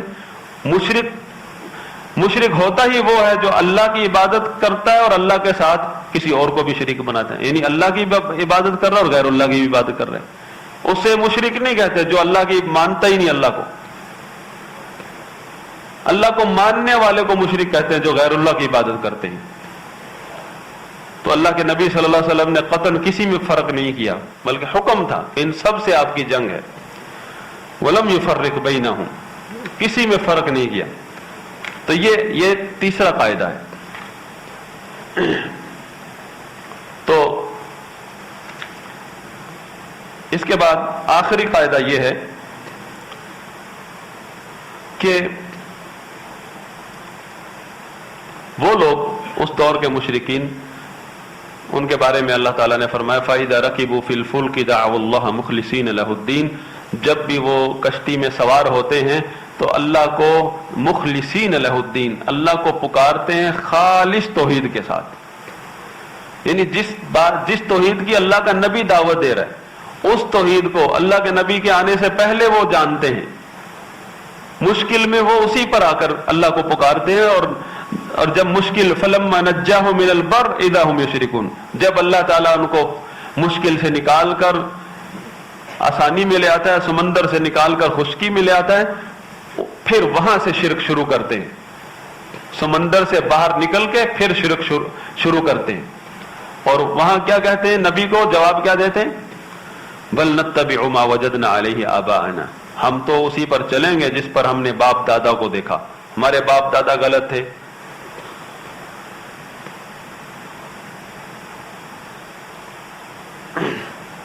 تو اللہ تعالیٰ نے ان کے بارے میں فرمایا کہ مشکل میں وہ اللہ کو پکارتے ہیں، مشکل کشا اللہ ہے ان کا. یہی ابو جہل کا بیٹا اکرمہ، جو کہ صحابی بن گئے رضی اللہ عنہ، فتح مکہ تک وہ جنگ میں شریک تھے مسلمانوں کے خلاف. فتح مکہ ہو گیا، وہ فرار ہو گئے. بہت بڑے جرنیل تھے، جنگجو تھے، فرار ہو گئے. اب ان کا ارادہ تھا ملک حبشہ جانے کا. بحر احمر پر کشتیاں لگی ہوئی تھی، وہاں سے اب وہ سوار ہوئے کشتی میں، بس چھوڑ کر جا رہے تھے الجزیرہ کہ اب یہاں ختم ہو گیا سب کچھ، باپ دادا کا دین، اب یہاں رہنے کا کوئی آسرا نہیں رہا. بیچ میں جب پہنچے کشتی کو گھیر لیا موجوں نے. وہی دور جاہلیت کے قانون کے مطابق اعلان ہوا، کشتی کے چلانے والے نے اعلان کیا کہ لوگوں چھوڑ دو باپ دادا کے دین کو اور خالص توحید کے ساتھ اللہ کو پکارو. اکرمہ کے دماغ کو وہاں چوٹ لگی کہ اسی بات پر ہم جنگیں کر رہے ہیں، نبی صلی اللہ علیہ وسلم بھی تو یہی کہہ رہے ہیں. اس نے فوراً کہا کہ کشتی واپس کرو. جان کو خطرہ تھا کیونکہ بھاگا ہوا تھا، جنگی مفرور تھا. اس کے باوجود مکہ پہنچا واپس، جان کو داؤ پر لگا کر کہ میں نے ایمان قبول کرنا ہے، اور جا کر ایمان قبول کیا. تو اس دور کے مشرکین کا شرک، اس کی اصل حقیقت تھی کہ یہ ہؤلاء شفعاؤنا عند اللہ، ایک تو ان کے ہاتھ میں کچھ نہیں ہے لیکن یہ سفارش کرتے ہیں. دوسری بات یہ کہ یہ ان کا اتنا مقام ہے، جب ہم ان کی عقیدت کرتے ہیں، ان کے نام کے نظر و نیاز کرتے ہیں، ذبیحہ کرتے ہیں، ان کو پکارتے ہیں، تو اللہ بڑا خوش ہوتا ہے. لیقربونا الی اللہ زلفی، یہ عمل ہمیں اللہ کے قریب کرتا ہے. جس طرح آپ لوگ اللہ کے لیے قربانی کر کے اللہ کے قریب ہو جاتے ہیں، نماز پڑھ کے اللہ کے قریب ہوتے ہیں، تلاوت کر کے، وہ شرک کر کے اللہ کے قریب ہوتے ہیں. شرک کو وسیلہ بنایا ہوا ہے. ان کا مسئلہ یہ تھا. اور مشکل میں اللہ ہی کو پکارتے ہیں. اور یہ چوتھا قاعدہ کہ مشکل کشا ان کے نزدیک اللہ ہی ہے. تو اس چوتھے قاعدے میں شیخ الاسلام محمد بن عبد الوہاب رحمہ اللہ فرماتے ہیں ان مشرکی زماننا اغلظ شرکا من الاولین، کہ نبی صلی اللہ علیہ وسلم کے دور کے بعد جو مشرکین پیدا ہوئے ہیں آج تک، یہ غلیظ ترین شرک میں مبتلا ہیں، غلیظ مشرک ہیں اس دور کے نسبت. لأن الاولین یشرکون فی الرخاء ویخلصون فی الشدہ، کہ اس دور کے مشرکین شرک کرتے تھے جب ان کے اوپر کوئی مشکل نہیں ہوتی تھی، اور جب بھی مشکل میں آتے تھے تو توحید کے ساتھ اللہ کو پکارتے تھے.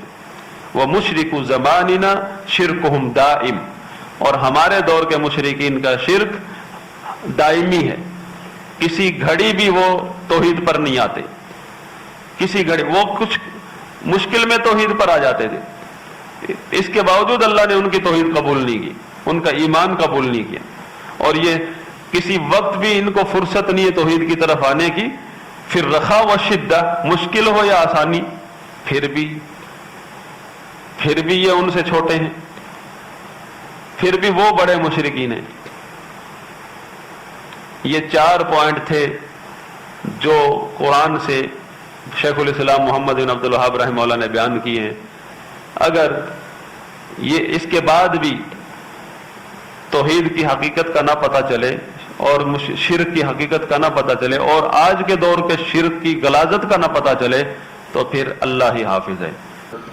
اہل السنت والجماعہ یعنی صحابہ، تابعین، تبع تابعین، ائمہ، محدثین،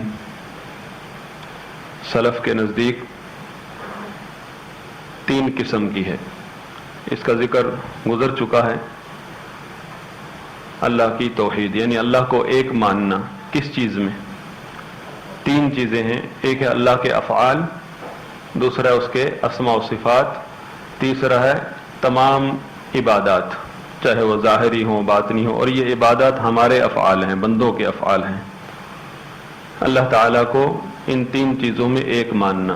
مختصر طور پر یعنی اللہ کو اس کے افعال اور اس کی صفات، اسماء و صفات اور عبادات میں ایک ماننا. جہاں تک تعلق ہے اللہ تعالیٰ کی توحید ربوبیت یعنی اللہ کو اس کے افعال میں ایک ماننا، جیسے وہ پیدا کرتا ہے، اس کے علاوہ کوئی پیدا کرنے والا نہیں ہے، وہی پیدا کرنے والا ہے، وہی رزق دینے والا ہے، وہی مالک ہے، خالق ہے، مدبر ہے، حاکم ہے. اسی کا فیصلہ چلتا ہے اس کائنات میں، اسی کی مشیت سے ہوتا ہے جو کچھ بھی ہوتا ہے. چاہے وہ شرعی احکام نازل ہوں تو وہ بھی اسی کی مشیت، اسی کا حکم ہے اس میں. ان الحکم الا للہ. چاہے کائنات کے اندر تبدیلیاں رونما ہوں، ہمارے اندر بیماری، صحت، خوشی، غمی، فتح، شکست، بارش، خشک سالی، کبھی خوشگوار موسم، کبھی سخت سردی، کبھی سخت گرمی، یہ سب کچھ اللہ کے حکم سے ہوتا ہے. ان الحکم الا للہ. ان تمام افعال میں اللہ تعالیٰ کے یہ مثال کے طور پہ چند افعال ذکر کیے ہیں. اللہ کے افعال بے شمار ہیں. ان تمام افعال میں اللہ کو ایک ماننا یہ توحید ربوبیت ہے. لیکن اس مسئلے میں تمام انبیاء کرام سے کسی بھی مشرک نے جھگڑا نہیں کیا، کہ کسی بھی مشرک کا یہ مسئلہ نہیں تھا کہ وہ اللہ کو نہیں مانتا ہے، اللہ کو خالق، مالک، رازق نہیں مانتا ہے.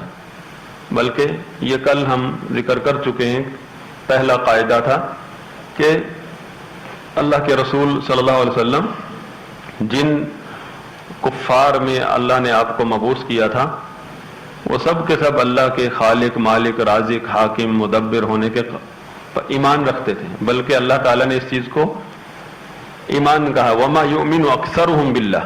ان کی اکثریت اللہ پر ایمان رکھتی ہے. الا وهم مشرکون. مگر وہ شرک کرتے ہیں. یعنی شرک ربوبیت میں نہیں کرتے. یہ تو ربوبیت ہے، اللہ کو خالق، مالک، رازق ماننا، اس میں کسی کو شریک نہ ماننا، یہ توحید ربوبیت ہے. یہ توحید اللہ کی توحید کا ایک حصہ ہے. اللہ تعالیٰ نے بتایا کہ یہ سب لوگ اس پر ایمان رکھتے ہیں پھر بھی مشرک ہیں. یعنی اس توحید میں تو وہ جھگڑا نہیں کر رہے. مشرک کس چیز میں ہوئے پھر؟ مشرک توحید کی 2 قسمیں اور بھی تو ہیں. توحید عبادت میں وہ مشرک ہیں. الا وهم مشرکون. وہ شرک کرتے ہیں عبادت میں،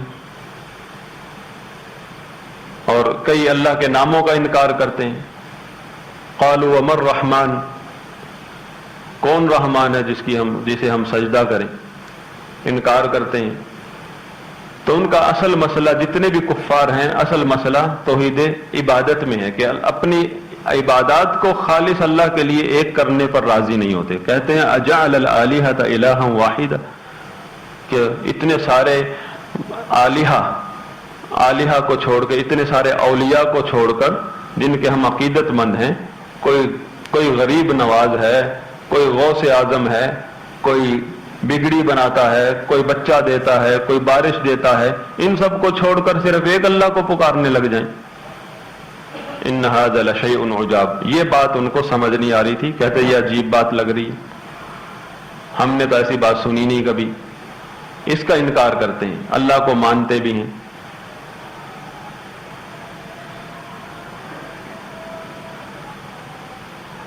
تو جو دوسری قسم ہے توحید کی، اسماء و صفات، ہم نے ذکر کیا تھا کہ اس میں جو مسئلہ ہے وہ تمام اہل بدعت کو مسئلہ ہے اہل سنت کے ساتھ۔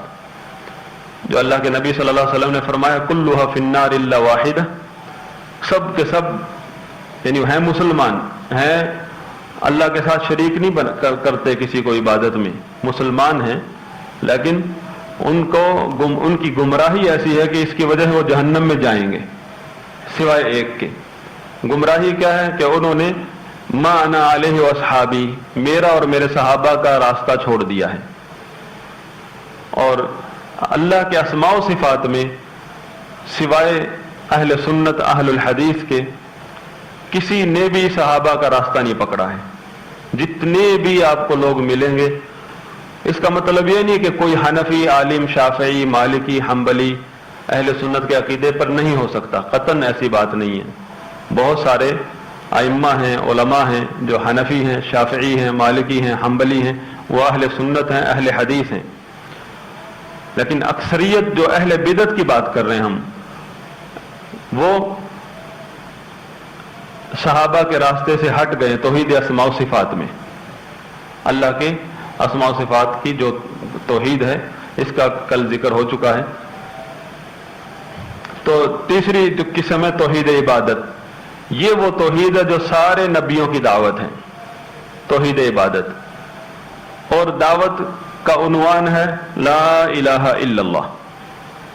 اب ہم لا الہ الا اللہ یہ کلمہ توحید ہے، ہم نے توحید کا فارمولہ پڑھا تھا کہ نفی اس بات پھر توحید ہے۔ اگر خالی نفی ہے تو وہ بھی توحید نہیں ہے بلکہ الحاد ہے۔ خالی اگر اس بات ہے نفی کے بغیر میں اللہ کو کی عبادت کرتا ہوں، اللہ معبود ہے، تو یہ بھی توحید نہیں ہے۔ یہ تو مشرکین کا عقیدہ ہے کہ مشرکین کہتے ہیں اللہ کو اپنا معبود سمجھتے ہیں، اللہ کو مانتے ہیں، اللہ کی عبادت بھی کرتے ہیں۔ مشرک ہوتا ہی وہ ہے جو اللہ کی عبادت کرتا ہے اور ساتھ غیر اللہ کی عبادت کرتا ہے۔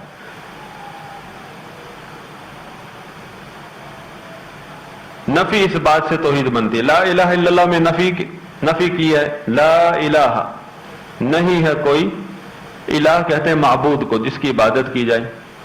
عبادت کی اقسام ہیں کہ باطنی بھی ہیں ظاہری بھی ہیں۔ یہ پکارنا عبادت ہے، نظر و نیاز عبادت ہے، اللہ سے ڈرنا عبادت ہے، خشیت عبادت ہے، دل کے اعمال ہیں، توکل، محبت، خوف، یہ سب دل کے اعمال ہیں۔ اور ظاہری اعمال بھی ہیں، زبان سے پکارنا، مدد مانگنا اللہ سے، نماز روزہ یہ ظاہری اعمال ہیں، سجدہ، یہ تمام عبادات ہیں۔ تو یہ کس کے لیے ہوں گے؟ جس کے لیے بھی کوئی بندہ کرتا ہے، جس کو بھی کوئی پکارتا ہے، وہ اس کا معبود ہے، وہ اس کا معبود ہے، چاہے باطل ہی کیوں نہ ہو۔ تو اللہ تعالی، اللہ کے رسولوں نے اپنی امتوں کو اس بات کی دعوت دی ہے، قولوا لا الہ الا اللہ، یعنی اس بات پر آ جاؤ نہیں ہے کوئی معبود برحق، نہیں ہے کوئی معبود برحق۔ برحق کہنا ضروری ہے، ورنہ معبود تو بہت سارے ہیں، الا اللہ سوائے اللہ کے، نہیں ہے کوئی معبود برحق سوائے اللہ کے۔ یعنی نفی کس کی ہے ہم نے؟ تمام معبودان باطلہ کی نفی کر دی اس کلمہ توحید میں۔ نفی اس بات ضروری ہے نا، نفی پہ سمجھیں آپ کس چیز کی نفی کرتے ہیں آپ اس کلمہ طیبہ میں؟ تمام معبودان باطلہ کی، جتنے بھی لوگ ہستیاں ہوں، کسی کی بھی اللہ کے علاوہ عبادت ہو رہی ہے یا اس کے نام کے نظر و نیاز ہو رہی ہے، ذبیحے ہو رہے ہیں، اس کو پکارا جا رہا ہے، یہ باطل ہے، ہم اس کی نفی کر رہے ہیں لا الہ الا اللہ میں۔ اس بات کس کا ہے؟ الا اللہ سوائے اللہ کے، یعنی اللہ ہی معبود برحق ہے، یہ ساری عبادتیں اسی کی ہیں۔ اگر کوئی شخص اس کے ساتھ اس کے لیے خالص نہیں کرتا ان عبادات کو، وہ مشرک ہے۔ لا الہ الا اللہ، اللہ تعالیٰ نے فرمایا ذالک بأن اللہ هو الحق وأن ما يدعون من دونه هو الباطل، ذالک بأن اللہ هو الحق، اس کلمہ طیبہ کا معنی بتایا اللہ تعالیٰ نے، تفسیر بتائی۔ ذالک بأن اللہ هو الحق، یہی ہے کہ وہ اللہ ہی برحق ہے، وَأَنَّ مَا يَدْعُونَ مِن دُونِهِ، اور یہ کہ جس کو بھی وہ لوگ اللہ کے علاوہ پکارتے ہیں باطل، وہ باطل ہیں۔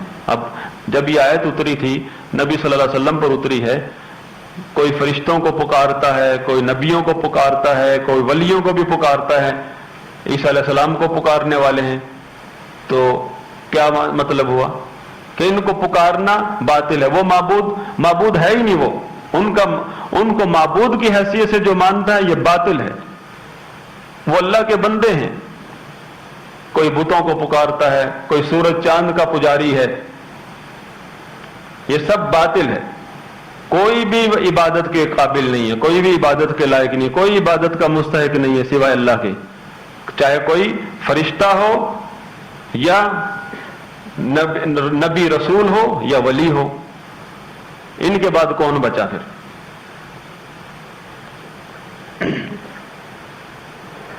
تو ہم نے نفی کس چیز کی ہے؟ جس کی بھی عبادت ہو رہی ہے، عبادت کی اقسام ہیں، آپ سمجھیے، اس کو سیکھیے، علماء سے پڑھیے، توحید کی کتابیں پڑھیں۔ شیخ الاسلام محمد بن عبد الوہاب رحمہ اللہ نے ان مسائل پر چھوٹے چھوٹے کتابچے لکھے ہیں، تفصیل لکھی ہے، اور اہل علم کا کلام پیش کیا ہے۔ عبادت کی جتنی بھی اقسام ہیں، ہمیں شعور ہی نہیں ہوتا، ہم عبادت سے گزر رہے ہوتے ہیں، اب پریشانی میں پھنسے ہوئے ہیں، پریشانی میں پھنسے ہوئے ہیں ہر طرف سے۔ اس وقت آپ کس کو پکار رہے ہیں؟ کس سے امیدیں لگائی ہیں؟ کس پر آپ کا بھروسہ ہے، توکل ہے؟ یہ دل جو ہے، دل کے اعمال، دل متحرک ہوتا ہے ہر وقت، مختلف ہم پر حالات آتے ہیں، ان حالات کے مطابق دل اپنے اعمال میں مشغول ہو جاتا ہے۔ ہم نے کیا کرنا ہے؟ ہم نے اپنے دل کے اعمال کو خالص اللہ کے لیے کرنا ہے۔ کبھی یہ دل محبت کرتا ہے، کبھی یہ دل نفرت کرتا ہے، کبھی یہ دل توکل کرتا ہے، یہ دل کے اعمال ہیں۔ کبھی یہ دل امیدیں لگا لیتا ہے، کبھی یہ دل ڈرتا ہے، تو یہ دل کے اعمال ہیں۔ ایک ہوتا ہے ڈرنا، دشمن سے ڈرنا، ایک فطری ڈر ہے، یہ نہیں۔ ایک ہے، آپ نے دیکھا ہوگا کہ لوگ جو ہے ان کو کچھ طواغیت نے ان کو بتایا ہے کہ یہ فلاں قبر کے نام کا ذبیحہ کرنا ہے، یا فلاں مزار کے نام کے آپ نے نذرانہ نہ چڑھایا تو جانور آپ کی گائے مر جائے گی، دودھ نہیں پینا نصیب ہوگا۔ یہاں تک کہتے ہیں گائے نے بچہ دیا، پہلے دن کا دودھ، جب وہ دودھ صاف ہوتا ہے تو کہتے ہیں اگر یہ دودھ آپ نے فلاں قبر پہ جا کر اس کا نذرانہ نہیں چڑھایا، سارا سال مکھن نہیں نکلے گا دودھ سے۔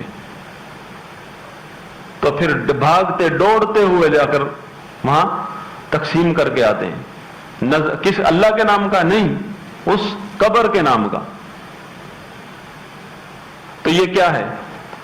اس نے سنا دودھ نہیں نکلے گا، دودھ نکلے گا تو مکھن نہیں نکلے گا، یا جانور مر جائے گا، یا اس کا بچہ مر جائے گا، دل ڈر گیا۔ کون ہے مارنے والا؟ کون ہے دودھ سے مکھن نکالنے والا؟ وہ قبر والا، وہ قبر، وہ مٹی۔ تو دل تو ڈر گیا، دل کا یہ عمل ہے، یہ تو کرے گا، ڈرے گا، لیکن کس سے ڈرا؟ غیر اللہ سے ڈرا۔ تو یہ توحید ہے کہ اپنے اعمال کو، دل کے اعمال ہوں یا ظاہری اعمال ہوں، خالص اللہ کے لیے کرنے ہیں۔ تو جس کی بھی عبادت ہو رہی ہے، دل کے یہ جو ڈرنا ہے، اس قسم کا ڈرنا، یہ عبادت ہے۔ جس سے بھی کوئی شخص ڈرتا ہے اس نے اپنا معبود بنا لیا، اور کلمہ کدھر گیا؟ لا الہ الا اللہ جو پڑھا تھا، نہیں ہے کوئی معبود برحق، اللہ معبود برحق ہے، سارے باطل ہیں۔ جس سے بھی یہ ڈراتے ہیں، شیاطین ڈراتے ہیں، شیطان ڈراتا ہے، انما ذالکم الشیطان یخوف اولیاءہ، یہ تو شیطان ہے جو اپنے اولیاء سے تمہیں ڈراتا ہے، فلا تخافوہم وخافونی ان کنتم مؤمنین، ان سے مت ڈرو، مجھ سے ڈرو اگر تم مومن ہو۔ لیکن بھاگے جا رہے ہیں کہ لا الہ الا اللہ کا مطلب شاید سمجھا نہیں، دل کا عمل سرگرم ہو گیا اور فوراً اس نے پرواہ نہیں کی کہ یہ کس کی عبادت کر رہا ہے میرا دل، کیونکہ توحید کو نہیں سمجھا، لا الہ الا اللہ میں کیا نفی کیا اس بات پتہ ہی نہیں، بس قوالیاں گا رہے ہیں، نفی اس بات دا پانی ملیا، بس پتہ نہیں کیا ملیا، توحید تو نہیں ملی۔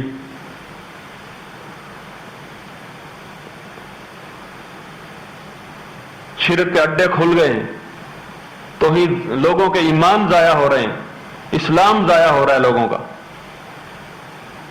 اور یہاں عبادات کیا لوگوں کو لگایا جائے۔ ابھی ہم کھڑے تھے 2 بجے جامعہ کے صحن میں، پڑوس سے آوازیں آ رہی تھی، ہو ہو ہو ہو ہو ہو، یہ کون سی جانوروں کی عبادت ہے، انسانوں کی عبادت ہے؟ یہ اللہ تعالیٰ نے تو نہیں نبی کو سکھائی یہ عبادت، وہ تو بس نہیں چلا سپیکر کھول لیتے، کئی جگہوں پر کھول لیتے ہیں۔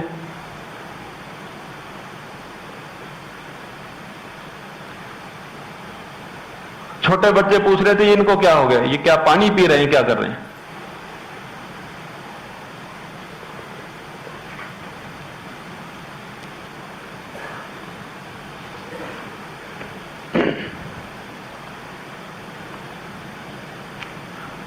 یہ وہ توحید ہے جو نبیوں نے اپنی امتوں کو سکھائی، جس نے بھی سمجھ لی وہ کامیاب ہو گئے، جن لوگوں نے اس توحید کو قبول نہیں کیا وہ ناکام ہوئے، نامراد ہوئے، تباہ ہو گئے، ان کی نسلیں ختم ہو گئی، ان کا نام و نشان نہیں رہا۔ یہ وہ توحید ہے، یہ وہ دولت ہے، جس کو سمجھ آ جائے، نصیب ہو جائے، اس کو اللہ مالک الملک کا تقرب نصیب ہوتا ہے، جو کہ العلی العظیم ہے، بلند و بالا ہے، عظیم ہے، اس تک کوئی پہنچ نہیں سکتا سوائے ایمان کے ساتھ۔ وابتغوا الیہ الوسیلہ، اللہ کا حکم ہے کہ اس کے لیے اس کا تقرب حاصل کرو۔ اللہ کا وسیلہ کا مطلب قرآن میں حکم ہے وسیلہ تلاش کرو، وسیلہ کا مطلب اس کا تقرب حاصل کرو، اور تقرب کے لیے توحید ہے، نیک اعمال ہیں، نبی کی سنت ہے، نبی کی پیروی ہے۔ اللہ کا تقرب حاصل کرو، اللہ کے قریب پہنچ جاؤ گے، اللہ تمہیں قریب کر لے گا اپنے۔ اور ایسی بد عقیدگیاں ہیں جس کی وجہ سے اللہ کا تقرب تو کیا نصیب ہونا، اسلام سے خارج ہو جاتا ہے بندہ، ہمیشہ کی ناکامی۔ یعنی بندہ گناہ گار ہو، بہت گناہ گار ہے، اگر توحید ہے تو پھر بھی اس کی کامیابی 100% ہے۔ اللہ کے نبی صلی اللہ علیہ وسلم کا فرمان ہے، جہنم میں جو بھی لوگ پڑے ہوں گے، جس نے بھی لا الہ الا اللہ پڑھا ہے اور وہ جہنم میں چلا گیا، اگر اس کے دل میں ذرہ کے برابر بھی ایمان ہوا، ایمان کیا ہے؟ توحید ہے، ذرہ کے برابر بھی، تو اللہ تعالیٰ اس کو جنت میں داخل کر دے گا۔ اور یہ ذرہ کے برابر ایمان، ہم نے ذرہ کا لفظ سن لیا، سمجھا کہ بس ہمارا تو ذرہ کیا کیٹو کے پہاڑ جتنا ایمان ہے ہمارا، تو ہم اپنے جذبات کو ایمان سمجھتے ہیں، جہالت کو ایمان سمجھتے ہیں۔ جو غیر اللہ کو جس کو توحید ہی پتہ، توحید کے منافی کام کرتا ہے، توحید کے منافی عقیدہ رکھتا ہے، اسلام سے ایمان سے تعلق نہیں رہا، ذرہ کے ایمان کی کیا امید رکھ سکتا ہے؟ وہ ذرہ برابر ایمان کی امید وہ لگائے جس کا توحید پر ایمان ہے، جس کو توحید سمجھ آ گئی ہے۔ جس نے توحید کی مخالفت کر دی وہ تو کلمہ پڑھے، اسلام قبول کرے، اسلام کو سمجھے، کہیں جائے علماء کو تلاش کرے جو اسے اسلام سمجھائیں۔ غلط فہمی میں نہ رہے. جو شرک اکبر پر مر گیا، ان اللہ لا یغفر ان یشرک بہ ویغفر ما دون ذلک لمن یشاء، اللہ تعالیٰ نہیں معاف کرے گا اپنے ساتھ شرک کرنے کو، قطعاً معاف نہیں کرے. چاہے موحد آدمی سے شرک ہو گیا، چھوٹا شرک اصغر جس سے بندہ اسلام سے خارج نہیں ہوتا، موحدین کو معاف نہیں کرے گا اللہ تعالیٰ، مشرکین کو کیسے معاف کرے گا جو شرک اکبر میں مبتلا ہے.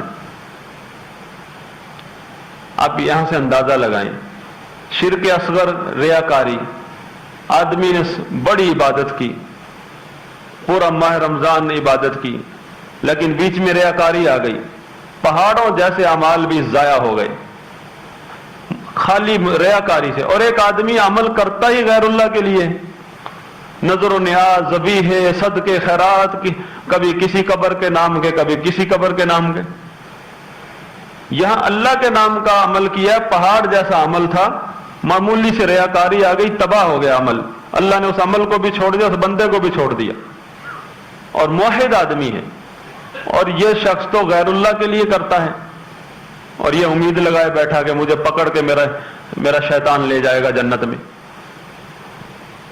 سیدنا عمر رضی اللہ عنہ فرماتے ہیں ان لوگوں کا طاغوت شیطان ہے، اور شیطان ادھر ممبر لگا کے ان کو درس دے گا جہنم میں. جنت سے تو اس کا تعلق ہی نہیں. کہے گا میں نے تو تمہیں وسوسہ دیا تھا، ایک ویسے دھوکہ دیا تھا، تم پڑ گئے دھوکے میں، اللہ نے سچا وعدہ کیا تھا وہ نہیں مانا تم نے، میرا کیا قصور ہے، میں تمہیں پکڑ کے لایا ہوں جہنم میں.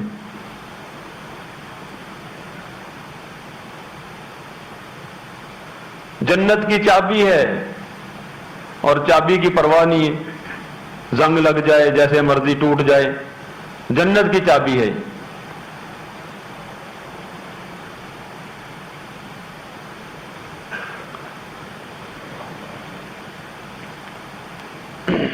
اللہ سے دعا ہے کہ اللہ تعالی ہمیں ایسے علم سے نوازے جو ہمارے لیے دنیا میں بھی نفع بخش ہو اور آخرت میں بھی. اور یہ اللہ کے نبی صلی اللہ علیہ وسلم کی دعا ہے، فجر کے بعد کیا کرتے تھے، اللہم انی اسألک علما نافعا ورزقا طیبا وعملا متقبلا. اے اللہ میں تجھ سے علم نافع کا سوال کرتا ہوں، پاکیزہ رزق کا سوال کرتا ہوں، اور ایسے عمل کا سوال کرتا ہوں جو تیری بارگاہ میں قبول ہو جائے. سبحانک اللہم و بحمدک اشہد ان لا الہ الا انت استغفرک و اتوب الیک.